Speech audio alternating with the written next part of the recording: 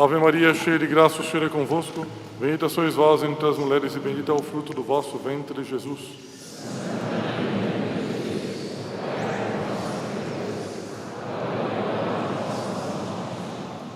Queiram sentar-se, por favor.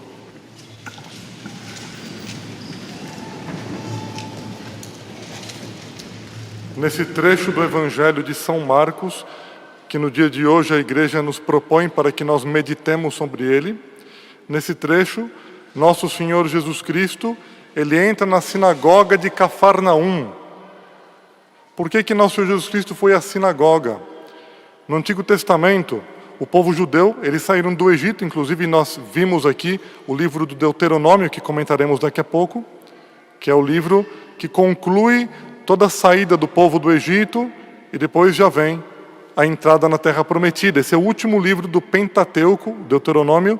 Pentateuco são os primeiros 5 livros da Sagrada Escritura, Gênesis, Êxodo, Levítico, por fim, o último é o Pentateuco. Números, depois temos o Pentateuco. É o Deuteronômio, e com isso conclui o Pentateuco. Nesse livro nós vemos que o povo saiu do Egito, eles entraram na Terra Prometida.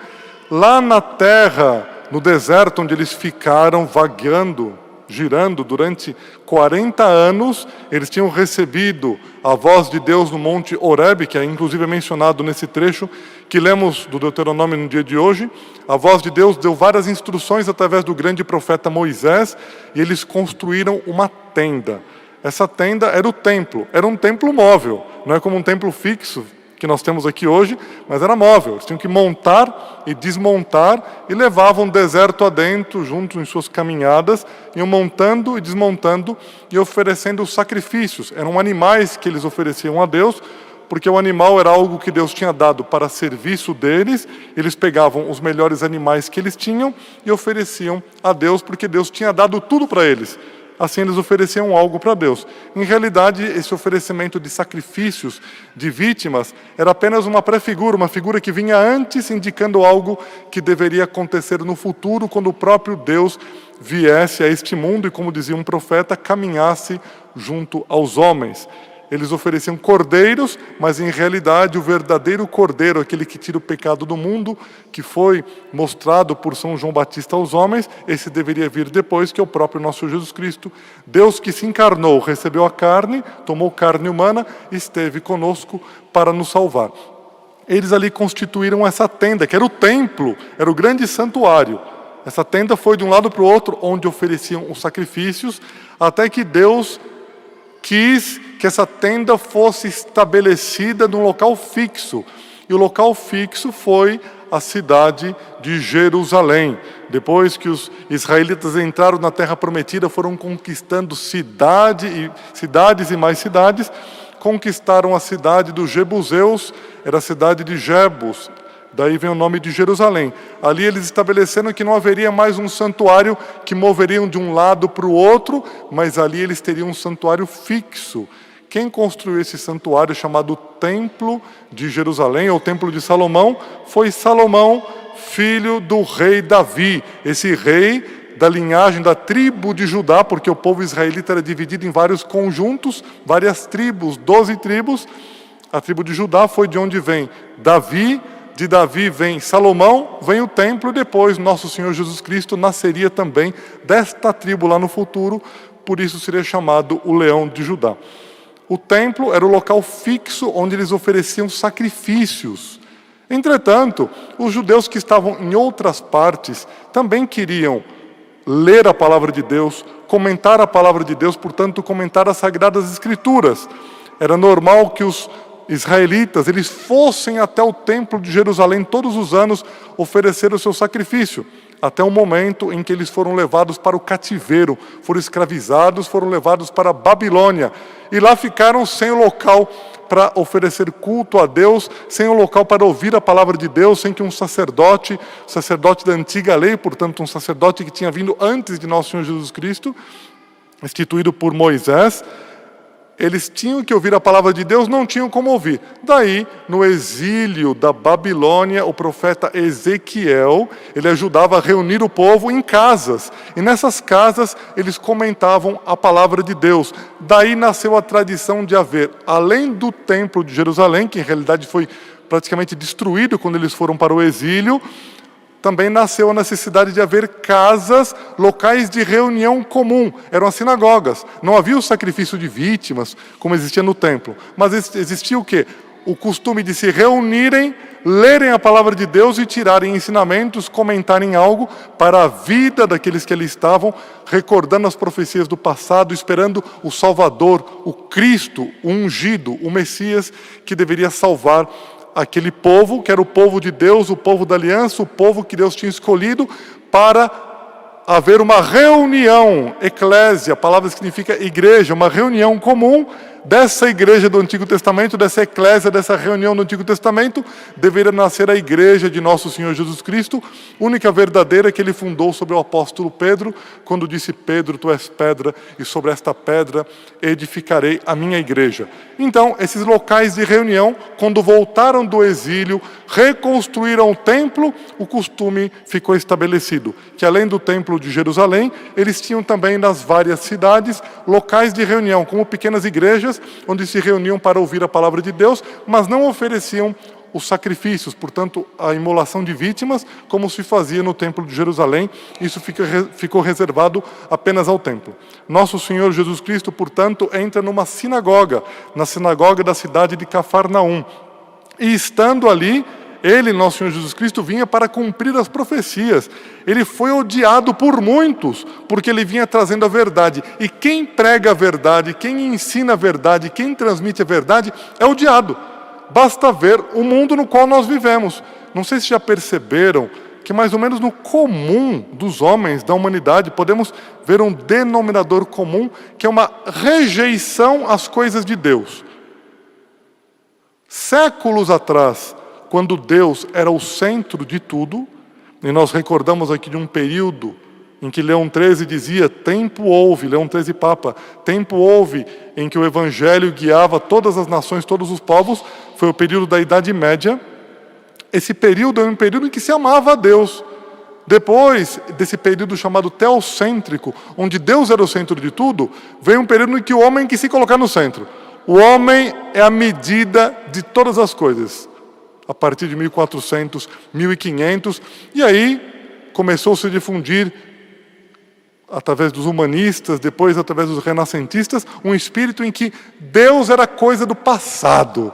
Era necessário renovar as ideias. E para renovar as ideias, era necessário voltar no mundo antigo.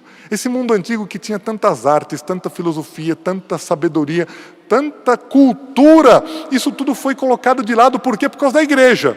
A igreja colocou de lado, mas na verdade, vamos voltar, diziam alguns pensadores, voltemos ao tempo antigo. Só que esse tempo antigo é o tempo antes de nosso Senhor Jesus Cristo. Claro que existia muita filosofia, claro que existia muita cultura, muitas maravilhas, mas nosso Senhor Jesus Cristo, ele veio mudando esse tempo, porque dentro da cultura havia imoralidade, dentro das doutrinas, dos pensamentos, havia muitos erros, muitos desvios que não levavam a Deus. Para terem uma ideia, Deus no Antigo Testamento proíbe o povo israelita de ter contato com vários povos antigos que na Renascença quiseram fazer ressuscitar. Deus proíbe por quê? Porque esse contato fazia mal para os israelitas. Dizendo isso pode parecer uma coisa meio no ar, um pouco etérea. Vamos então tomar um exemplo para entender por que Deus não queria que no Antigo Testamento o povo da aliança tomasse contato com povos vizinhos que não adoravam o Deus verdadeiro. Hoje em dia nós ouvimos uma mentalidade assim: tanto faz qualquer religião, cada um encontra a sua verdade. Isso é uma mentira, porque é exatamente o que nosso Senhor Jesus Cristo veio condenar no Antigo Testamento. Ele dizia que não havia outro caminho senão Ele, caminho, verdade e vida. E se eu encontro um caminho que não é o caminho de nosso Senhor Jesus Cristo, se eu encontro uma verdade que não é a verdade dele, essa verdade é mentira. Esse caminho não é caminho, essa vida não é vida. Pode ser condenação eterna e não vida eterna salva junto com nosso Senhor Jesus Cristo. Se Ele veio trazendo a verdade, por que os homens querem ressuscitar algo antigo que foi condenado por Ele? Porque muitas coisas foram condenadas, foram colocadas de lado e quiseram fazer renascer. No Antigo Testamento, na época antiga, antes do nosso Senhor Jesus Cristo, o que acontecia? Alguns povos ofereciam sacrifícios a um deus chamado Moloque. E é condenado isso na Sagrada Escritura. Se realmente tudo leva a Deus, todas as religiões são verdadeiras, vamos voltar lá para ver essa religião. Esse Moloque, quem que era? Era um ídolo, era uma coisa feita lá de pau e pedra, uma imagem qualquer que fizeram dizendo que era Deus. E aí as famílias ofereciam o seu sacrifício inocente para Moloque. Moloque, me ajude, Moloque, estou precisando de ajuda, eu quero saber o futuro. Era assim. Esse Moloque era conhecido por desvendar o futuro para os falsos profetas. Então, para poder descobrir qual era o futuro, tinha que oferecer uma vítima, tinha que oferecer um sacrifício para o Moloque, que era um deus. Então, o pai, a mãe, pegava o seu filho pequeno e queimava no altar para Moloque, para ver se Moloque... isso que é a religião do Antigo Testamento, antiga, que foi condenada por Deus. E tem gente que fala que as religiões são todas iguais. Essas religiões são todas iguais, o primeiro tonto aqui nessa missa é o padre. Por que eu me fiz sacerdote? Para ensinar ao nosso Senhor Jesus Cristo, para depois dizer que tudo é igual. Então o que acontecia? Eles ofereciam para os deuses falsos, para esse Moloque, queimavam o próprio filho. Já imaginaram uma coisa dessa? Para saber do futuro. Por isso que Deus condenava os adivinhos, condenava essas práticas, essas magias que até hoje existem, de ficar descobrindo as coisas através da adivinhação. Isso é coisa que vem do demônio. Não pode vir de Deus uma coisa dessa, e o próprio Deus já tinha condenado. Então, nosso Senhor Jesus Cristo, ele vem na sinagoga de Cafarnaum, e vindo ali, ele vindo ao mundo, ele cumpre inúmeras profecias. Uma das profecias que ele cumpre é a profecia que está aqui no Deuteronômio, no capítulo 18, que nós lemos hoje. O que acontece? Deus diz para Moisés, e Moisés transmite ao povo, que depois dele, Moisés, viria um profeta que guiaria o povo. Quem é esse profeta? Nosso Senhor Jesus Cristo. Por isso que nosso Senhor Jesus Cristo, no Evangelho de São João, no capítulo 6, ele diz, foi sobre mim que Moisés escreveu. Foi citando esse trecho, conforme explica Santo Agostinho, São Gregório de Nazianzeno e São João Crisóstomo. Então, nosso Jesus Cristo vem cumprindo todas as profecias. E ele entra ali na sinagoga de Cafarnaum e um demônio se manifesta numa pessoa que estava possuída pelo demônio. Tem gente que fala que o demônio não existe. E tem gente que fala que o inferno está vazio. O inferno, eu acho que está bem cheio. Deve ter espaço ainda, porque tem gente que cai lá porque vive uma vida ruim. E o demônio existe. E nos engana, principalmente quando ele consegue colocar na nossa cabeça que o inferno não existe. Ou então que o inferno seja vazio. Porque aí nós podemos viver como os gregos. Comamos e bebamos porque amanhã morreremos. Doutrina condenada por São Paulo. Por quê? Porque se existe uma vida eterna, eu não posso viver me divertindo, comendo e bebendo, porque amanhã eu morro, acabou tudo, vou perder o que eu tinha aqui na terra.